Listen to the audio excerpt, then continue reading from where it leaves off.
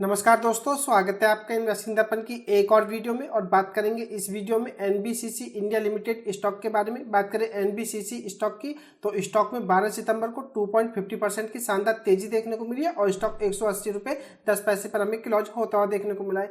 बात करें NBCC stock की तो स्टॉक में तेजी हमें एक अच्छी खबर के चलते देखने को मिल रही है। तो ऐसे में अगर आपने एनबीसीसी स्टॉक में इन्वेस्टमेंट कर रखा है या इन्वेस्टमेंट करने के बारे में सोच रहे हैं तो आपके लिए यह वीडियो काफ़ी खास होने जा रही है। और अगर आप कोई शॉर्ट टर्म के लिए स्टॉक देख रहे हैं तो आप इस स्टॉक को शॉर्ट टर्म के लिए भी देख सकते हैं, क्योंकि बात करें स्टॉक की टेक्निकली तो टेक्निकली स्टॉक इस समय हमें काफ़ी अच्छे लेवल पर देखने को मिल रहा है। तो हम स्टॉक को टेक्निकली भी देखेंगे कि आप इस स्टॉक में किन लेवल्स को ध्यान में रख करके स्टॉक में इन्वेस्टमेंट कर सकते हैं। तो वीडियो में आप अंत तक बने रहिएगा और कोई भी जानकारी मिस मत कीजिएगा, नहीं तो आपको इस स्टॉक में नुकसान उठाना पड़ सकता है। बात करें एनबीसीसी की तो एक पीएसयू स्टॉक है। अगर मैं आपको इसके एक साल की रिटर्न्स दिखाऊं तो आप देखिएगा 219% के रिटर्न्स देखने को मिलेंगे। 5 साल में आप देखेंगे तो 380% के आसपास के रिटर्न्स देखने को मिलेंगे। तो बात करें लॉन्ग टर्म के पॉइंट ऑफ व्यू से तो स्टॉक अच्छा देखने को मिलता है। और ऐसे में अगर हम बात करें तो स्टॉक में अच्छी खबर के चलते आपको तेजी भी देखने को मिल सकती है। तो आप इस स्टॉक को शॉर्ट टर्म के लिए भी देख सकते हैं। तो देख लेते हैं फटाफट स्टॉक से जुड़ी हमें खबर क्या देखने को मिल रही है और स्टॉक के टेक्निकल कैसे बने रहिएगा वीडियो में।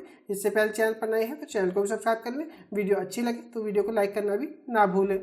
अब बात करें एनबीसीसी स्टॉक की टेक्निकली तो स्टॉक को टेक्निकली देख लेते हैं कि हमें किन लेवल्स को ध्यान में रख करके इस स्टॉक में काम करना चाहिए। बात करें इसमें तो स्टॉक से जुड़ी हुई एक अच्छी खबर भी देखने को मिल रही है। अगर हम इसको टेक्निकली देखें तो मैंने इसका ये डेली कैंडल चार्ट लगा रखा है। स्टॉक का ये हमें ऑल टाइम हाई देखने को मिलता है जो कि 209 रुपये पर रहा है। बात करें इसकी करंट मार्केट प्राइस की तो यह हमें 180 रुपये पर देखने को मिलता है। तो बात करें अगर हम मोटा मोटा तो स्टॉक लगभग 29 रुपये के आसपास हमें अपने हाई से नीचे देखने को मिल रहा है। और अगर हम इस गिरावट को कैलकुलेट करें तो ये लगभग 16% के आसपास की हमें इस स्टॉक में गिरावट देखने को मिलती है। बात करें स्टॉक की, अगर हम इसका चार्ट पैटर्न को देखें प्रीवियस हिस्ट्री के अकॉर्डिंग तो स्टॉक 100 डे के मूविंग एवरेज से हमें ऊपर ही देखने को मिलता है। और अभी भी इस समय स्टॉक अपने 100 डे के मूविंग एवरेज से ऊपर देखने को मिल रहा है। अगर हम बात करें इसके 100 डे के ईएमए की तो यह हमें 163 रुपये के आसपास देखने को मिलता है। बात करें स्टॉक की तो जो इसका ये रेड ईएमए है यह इसका 50 दिन का ईएमए है। बात करें इसके 50 दिन के ईएमए की तो इसका 50 दिन का ईएमए हमें 176 रुपये पर देखने को मिलता है। तो स्टॉक की अगर हम बात करें करंट मार्केट प्राइस की तो यह अपने 50 दिन की मूविंग एवरेज और 100 डे के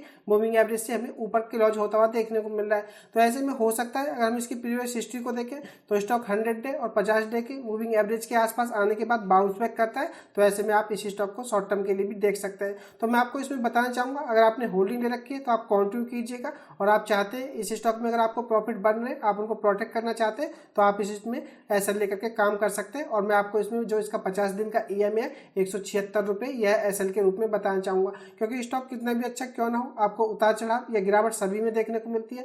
तो ऐसे में अगर आपके प्रॉफिट बन रहे तो आप उनको प्रोटेक्ट करें और इसमें 176 रुपये का एसएल लेकर के काम करें। और अगर आप इस स्टॉक को फ्रेश इन्वेस्टमेंट के लिए देखना चाहते हैं तो आप इस स्टॉक को फ्रेश इन्वेस्टमेंट के लिए देख सकते हैं। तो आपको मैं इसमें 100 डे का इसका जो ईएमए है इसको एसएल के रूप में बताऊंगा जो कि हमें 163 रुपये के आसपास देखने को मिलता है।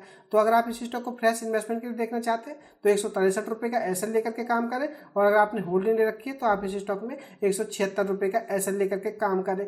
बात करें स्टॉक की एमएसीडी लाइन की तो एमएसीडी लाइन अभी हमें इसकी सिग्नल लाइन से नीचे ही देखने को मिलती है। और बात करें आरएसआई की तो 49.87 यानी कि 50 के आसपास है जो कि ऊपर की तरफ का इशारा कर रही है। तो हो सकता है खबर भी काफ़ी अच्छी है, आपको इस स्टॉक में यहाँ से ये अच्छी खासी रिकवरी देखने को मिले। क्योंकि अक्सर हमने देखा है यह स्टॉक जब 50 दिन के ईएमए के आसपास आता है तो इस स्टॉक में आपको 8 से 10% का बाउंस बैक देखने को मिलता है। तो ऐसे में आप एनबीसीसी स्टॉक पर नजर रख सकते हैं और स्टॉक में आप जल्दीबाजी में गलती करने से बचें और बिना एसएल के काम ना करें। बात करें एनबीसीसी इंडिया स्टॉक से जुड़ी न्यूज की तो न्यूज इस आर्टिकल के माध्यम से मैं आपसे डिस्कस करूंगा। बात करें एनबीसीसी इंडिया लिमिटेड और महानगर टेलीफोन निगम लिमिटेड यानी कि एमटीएनएल, तो इन दोनों ने पंखा रोड नई दिल्ली पर एमटीएनएल के एक प्रमुख भूखंड को विकसित करने के लिए एक समझौता ज्ञापन यानी कि एमओयू पर हस्ताक्षर किए हैं।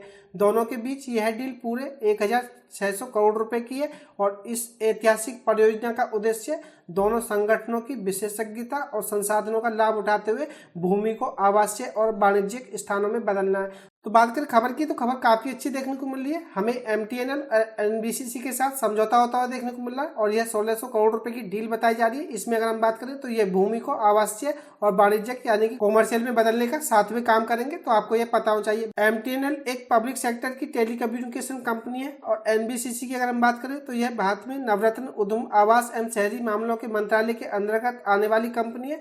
दोनों ही कंपनियों ने इस विकास परियोजना के लिए प्रतिबद्धता जताई है। एनबीसीसी भूमि खंड के विकास के लिए क्रियान्वयन एजेंसी के रूप में काम करेगी और एनबीसीसी मास्टर प्लानिंग और आर्किटेक्चर डिजाइनिंग और विस्तृत परियोजना रिपोर्ट को संभालेगी।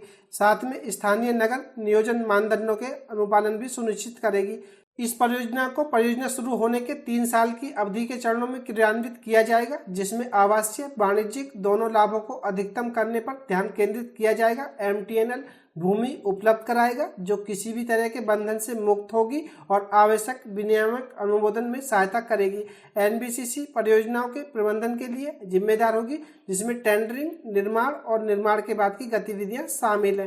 कंपनी ने एक्सचेंज फाइलिंग में कहा है कि इस परियोजना का उद्देश्य भूमि को अत्याधुनिक आवासीय और कॉमर्शियल स्थान में बदलना है, जिसमें दोनों संगठनों की विशेषता यानी कि एक्सपर्टीज और संसाधनों का लाभ उठाया जाएगा और विकास का उद्देश्य एनबीसीसी के निर्माण और विकास के अनुभव के साथ साथ एमटीएनएल के रणनीतिक परिसंपत्ति आधार का लाभ उठाकर एक आधुनिक और गतिशील संपत्ति बनाना है। तो बात करें इसमें तो इन दोनों के समझौते के चलते हमें यह प्रोजेक्ट होता हुआ देखने को मिलेगा। तो खबर काफी अच्छी देखने को मिल रही है और इस खबर का असर आपको स्टॉक पर देखने को मिला है और हो सकता है स्टॉक जिस तरह से टेक्निकली हमें देखने को मिल रहा है स्टॉक में आपको आगे भी तेजी देखने को मिले। आप इसके चलते एनबीसीसी स्टॉक पर नजर रख सकते हैं। तो मुझे एनबीसीसी स्टॉक से जुड़ी हुई यही खास अपडेट आपको देनी थी कि स्टॉक में तेजी के पीछे हमें एक शानदार खबर काम करती हुई देखने को मिल रही है, जिससे कि आपको इस स्टॉक के बारे में पता चल सके कि स्टॉक में तेजी हमें किस कारण देखने को मिल रही है। तो एक खास अपडेट की वीडियो आपको कैसी लगी मुझे कमेंट करके बताएं। वीडियो अच्छी लगी हो तो वीडियो को लाइक करें, शेयर करें। मैं मिलूंगा आपसे नई वीडियो में, तब तक के लिए नमस्कार।